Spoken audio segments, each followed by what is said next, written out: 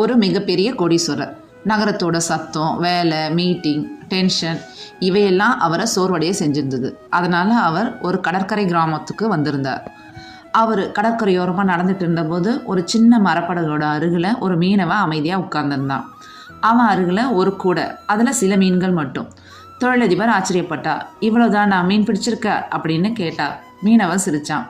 ஆமாம் சார் அப்படின்னு சொன்னான். என் குடும்பத்துக்கு போதுமானது இது, அதனால் திரும்பி வந்துட்டேன் அப்படின்னு சொன்னான். தொழிலதிபர் உடனே சொன்னார், ஆனால் இன்னும் கொஞ்சம் நேரம் கடலுக்கு போனால் அதிக மீன்கள் பிடிச்சிருக்கலாம் இல்லையா? பிடிக்கலாம் தான் சார் என்றான் மீனவன் அமைதியா. அப்படின்னா ஏன் போகலை? அதற்கு எனக்கு தேவையில்லை. அந்த பதில் தொழிலதிபருக்கு புரியவில்லை. பார் நண்பா, நீ அதிகமாக மீன் பிடிச்சி அதை விற்றா நிறைய பணம் சம்பாதிக்கலாம். மீனவன் மெதுவாக கேட்டான். அதற்கு பிறகு பெரிய படகு வாங்கலாம். அதற்கு பிறகு இன்னும் பெரிய பிஸ்னஸ் ஆரம்பிக்கலாம். அதற்கு பிறகு நிறைய பேரை வேலைக்கு வைக்கலாம். நீ பெரிய மனுஷனாக ஆகலாம். அதற்கு பிறகு கோடீஸ்வரனா ஆயிடுவ.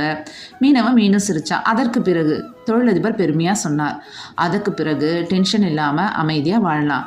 காலையில் சும்மா மீன் பிடிக்க போகலாம், மதியம் ஓய்வெடுக்கலாம், குடும்பத்தோட நேரத்தை செலவழிக்கலாம், நண்பர்கள்கிட்ட பேசிக்கிட்டு சந்தோஷமாக வாழலாம். மீனவன் சில வினாடிகள் அமைதியாக இருந்தான். பிறகு மெதுவாக கேட்டான், ஐயா நான் இப்போ அதைத்தானே வாழ்ந்துட்டு இருக்கேன் அப்படின்னு.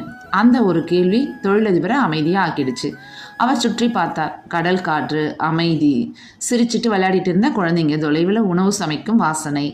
அவர் திடீர்னு ஒரு உண்மையை உணர்ந்தார். தான் 20 வருடங்களாக ஓடி அடைய நினைக்கும் வாழ்க்கையை இந்த மீனவன் ஏற்கனவே வாழ்ந்துட்டு இருக்கான்.